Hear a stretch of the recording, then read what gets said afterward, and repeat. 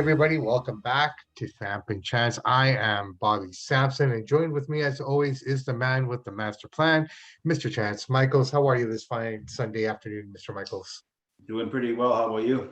Can't complain, man. Just wanted to get this quick hit out today, just to let everybody know what happened last night in the world of boxing. Primarily, what happened between Devin Haney and George Kambosos Jr.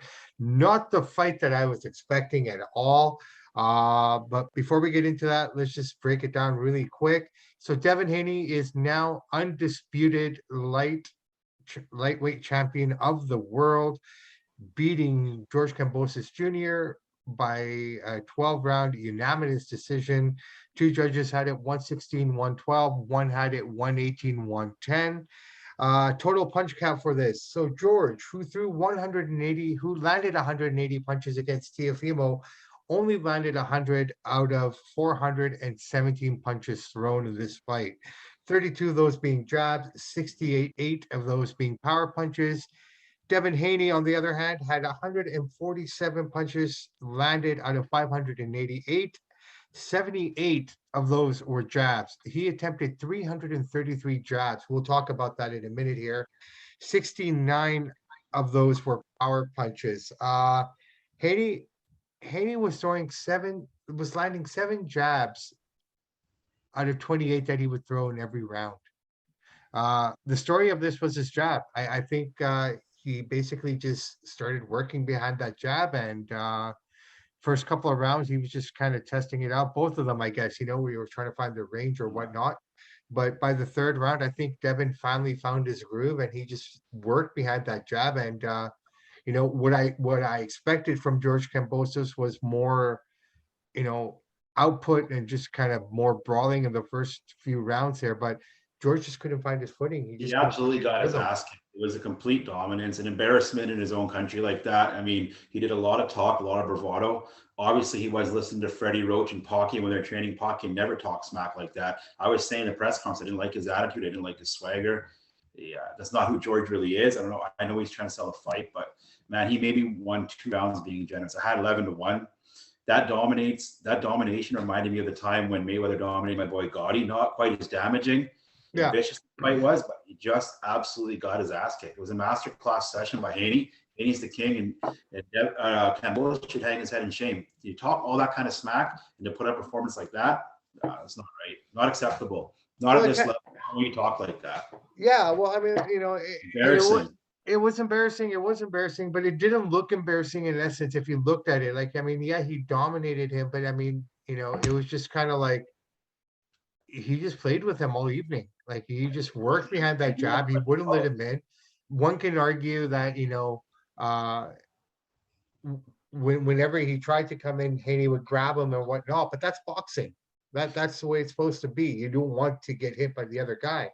And knowing that, George is such a counter puncher as well, I mean, to be able to hold him at bay for the whole fight too. Like, George could not get anything going at any point. It was a masterclass session, and Haney was a teacher. George looked like a novice. I'll be honest with you, dude. After seeing that, makes me wonder if he just got a lucky night against Lopez, because he did not look very good at all last night. Well, I mean, he goes all the way down on a whole other level. But Kambosos, it sucks that there's a rematch clause because nobody wants to see that. It was absolutely pathetic. For to talk that kind of smack and to perform like that, I don't like that. And I'm a fan. I was even picking Kambosos to win the fight, but I lost a lot of respect for him. Well, I mean, we are going to have the rematch. Unfortunately, it is going to happen. But I mean, how do you prepare? I don't know if it'll happen right away, because I think he might step aside for it, because Lomos was going to get the winner of this. I think the rematch will happen. I don't know if it's right away. There'll be no money in it. Nobody wants to see it. He absolutely got destroyed from opening bell to last bell in the 12th round. It was maybe got 1 round, 2 rounds if you're being nice. What a letdown for all the people in Australia. Like, it's one thing to lose, but to talk like that and to lose like that, I got to call it as I see it, man. And that was disappointing. Do you think he succumbed to the pressure as well, though? I mean, no, I don't think he's as good as I don't think he's as good as people think. I don't think he's as good as the hype. I think he got lucky against Lopez, and we kind of everybody put him on this pedestal because he trained with Manny and he's a hard worker. And then he started talking all that kind of smack, which is not really him. And he got schooled. He got his butt whooped, man. I don't think he's as good as on Haney's level or Stevenson's level or even Lomo's level. Well, would you say this is kind of like what Ugas had done against Pacquiao and then having going in against Errol Spence and just being But shown for Ugas what put he up more was? of a fight against Errol Spence than he got both against Haney. Like crap, man. Yeah, yeah, yeah, yeah. Very disappointing. Like 50,000 people in your backyard. It's one thing to lose, but to talk like that and get whooped like that, man. All props to Haney. That guy's he's a gentleman. He's first class. He whooped his ass. Well, I mean, from all the things that I've been hearing, like he's kept the same kind of energy from a couple months ago in Vegas when he was training to when he came out to Australia. He just kept that same flow and energy. Having his dad in his corner probably did wonders for him as well. It didn't hurt, definitely. He would have whooped his butt while his dad were there. You, I were sitting there. He was on a whole other atmosphere. He just dominated that guy. But just he trained properly for it. He knew what he had to do and he executed the game plan accordingly. Like I said, he stood behind that jab throughout the whole fight.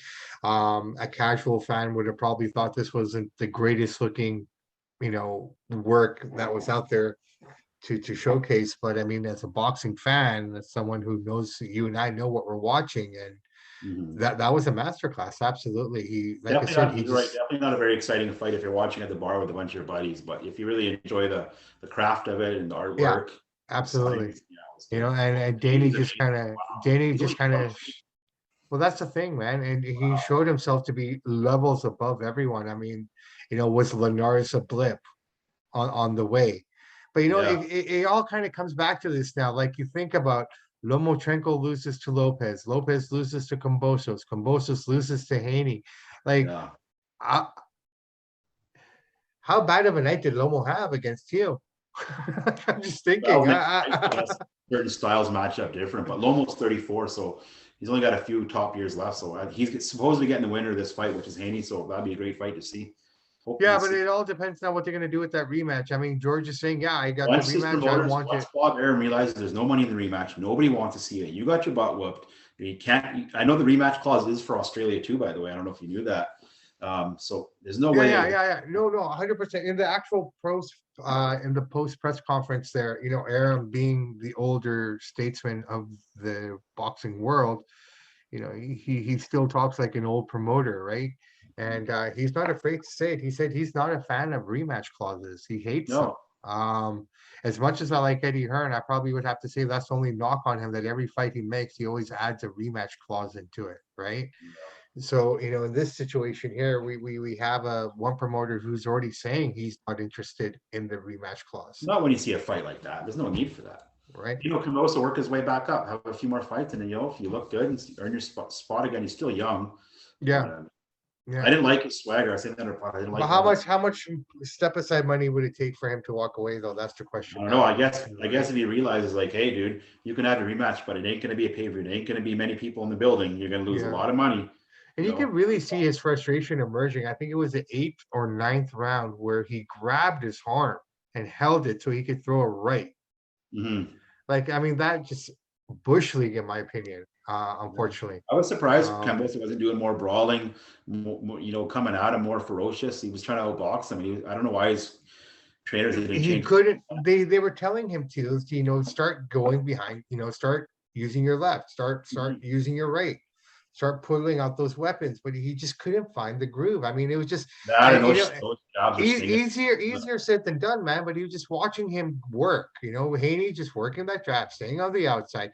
He knew where to be at all times. I mean, his speed, his defense was amazing. I mean, everything was there. And George had to reset constantly. You know what I mean? Like every time you thought he had an in, Haney would break it up. Haney would dodge a lot of punches. I mean, taking nothing away from George Kambosos, he would have beaten the crap out of anyone else he fought that night, Yeah. right? But he just couldn't get anything done. It wasn't a question of, he just got frustrated. He was not prepared for that game plan. He was not prepared to be, and Haney's reach really came into play, man. That Yeah. 4-inch Yeah. reach really came to fruition for him. Even though Kambosos is listed as taller, I swear Haney looked bigger in there, height wise and everything, Well, he looked way more muscular, way right? bigger. Yeah. Like, and so that kind of leads me to believe now, did George really miss weight? Or was that what he was saying, deception and then the gameplay? Like, I mean, I don't know, man. I like you were saying, I was watching him there, and he looked more muscular, bigger frame, and I like to know what he weighed into that fight because he looked big. He He must have looked been one. great. Yeah. He looked great. Now another question remains, like, I mean, it is hard for him to make this weight. Do you think he sticks around now? That's the other Yeah, question that's kind of he's coming up, got all the right? belts. He's got all the belts. Does he stick around? Does he do this rematch? I mean, at the I end don't of the think the day, rematch is going to happen. I think you're going to see Lomo first. They're going to push this guy. They're going to push George aside and say, "Look, dude, you're not going to get that much money for it." There's ways to. He doesn't guarantee the purse. You got to sell the tickets, and the network's got to buy in before you get your guaranteed money, right? So there's not going to be much money in the rematch. Nobody wants to see it. It well, you was know an what? absolute. Let's see what happens. We're one day removed. I mean, the clause does exist. It is there. Um, unless step aside money is good and George decides to do it. The only reason I don't think George is going to step aside is because of his own pride. Like he Yeah, lost at but home. He George is wants saying, "Hey, something to dude, you prove. know what? Dude, we're not going to put all the money into you. You're not going to get the same purse. Money talks in this business. Prize fighting. So I get it. I get it. But push again, them I aside mean, somehow." let's see what they do. Let's see where they go. Let's see where Bob Lomo is, Aaron's, right? he's tricky, right? Bob Aaron's the most successful boxing promoter ever. It's not even close. Eddie Hearn, Golden, De La Hoya, none of them even compare. He was promoting for these guys were even born. Yeah, He knows well, all the tricks. dude's been doing it for 7 decades, man. I mean, he's been promoting since the 60s, right? So, I mean, the man Still knows his doing it. shit, obviously, Oh, right? he just Um, put 50,000 in Australia. Then before that, 93,000 he put in there, right? With his boy yeah, Fury. yeah, I mean, yeah. Eddie Hearn and those boys can't even carry his bags. Not yet. Maybe in 20 years, but not right now. Okay, so where do you see this going then? Where does everyone I fit think it's in? Lomo versus Haney next. That's what I think. Then maybe Stevenson will get the winner of that. I mean, Lopez is fighting in August. It's still the divisions. It's hot. A lot of It young talent. is. Garcia and Javante were fucking chirping all night as well. Yeah, I've seen that. They're going back and forth against each other. It was kind of funny because Garcia was trying to make him his friend and saying, "Hey, man, like when we fight, it shouldn't look like this." Like they were calling it a boring fight. I guess they have to because they want to promote their own Well, brand and I everything. get what they're saying. It wasn't exactly branding iron hot. You know what I mean? It No, was. but I mean, it was pure skill. It was, but if you're the average dude sitting there watching, this is boring. It's Yeah, like well, you watch UFC and you watch two guys rolling on the ground for 5 minutes. Unless you yeah, enjoy jiu-jitsu, it's boring, right? yeah. No, I get it completely. I get it. But you know what? It wasn't a pay-per-view. But it probably got a lot more eyes than a pay-per-view would have had anyway. So I mean, either way, Yeah. I think Top Rank, ESPN, TSN in Canada, they had it on 2 channels, TSN one Yeah. and three. Yeah, that's So, cool. so there's no way around this, man. I mean, I think this probably did great numbers across the world. I mean, they had Yeah. it on Sky main event. It was kind of funny with the ESPN feed though, they weren't showing all the fights. They spent a lot of time just promoting the main event and whatnot. I think the only fights they really showed were the co-main and the Haney fight. Sky I Sports, was on the other watching hand, others. I just tuned in right in time for the start of the main event. I didn't watch any of the pre-fights. yeah, I know. I watched the pre-fights as well. Pretty good card overall. Mahoney is for real. I think he probably had the best night out of all the Australians there. Um, Eugene Berman, I know that he's a UFC guy, City Kicks boxing and everything, but a couple of the guys, he was cornering a couple of the guys in the undercard. Yeah, Eugene I Berman heard about that. is Adesanya's trainer, Alex Volkanovski's trainer. So this guy's got his hands in everything, eh? Absolutely. Yep. Wow, Eugene Berman, man, champion of champions. But Hat off to Haney, man. Haney's the man of the night. He's the king of that division, and they looked amazing. so if you Master see class. if it is going to be him and Lomo, what do you expect? Or is it too early? Yeah, I don't know what's going to happen when we see who he fights. I hope it is. I don't want to see that Kambosos again. Not in him. Kambosos needs a few other fights first, and then maybe work his way back up. But he'll never beat Haney after seeing that, man. Unless he gets Here's that lucky. something exciting. Garcia fights in July, right? Yeah, I've seen. Fontana, right? So he wins that fight. Him and Tank should fight then. And then the winner of that fight should be taking on the winner of, I guess in this case, Lomo George or Haney. Yeah, Lopez, if he wins this fight, he's going to get back in the mix here, too. He's going to get in the mix, but I think he still has some more proving to do because, I mean, if you think about it, he has not had a fight since he's lost the title, right? Yeah. George is now lost and defended it. Well, lost it in defense once, so he's got that one match on him. Lomo's had 2 fights, right? I mean, Yeah. out of all the guys, I think Lomo is the most deserving. I mean, since losing the title, he's come back twice, and now he's defending his country. So, I mean, it's his fight. It should be his Yeah, fight, right? But let's yeah, see. I agree with that. Hopefully, they figure out what's going on in the Ukraine. But I think George, I think Tio Fimo, I think those two guys need to go and at least Tio now he has to get this one fight under his belt, be He looked convincing, good in it too. look good into it too. Uh, Yeah, George is clinging on with his rematch clause.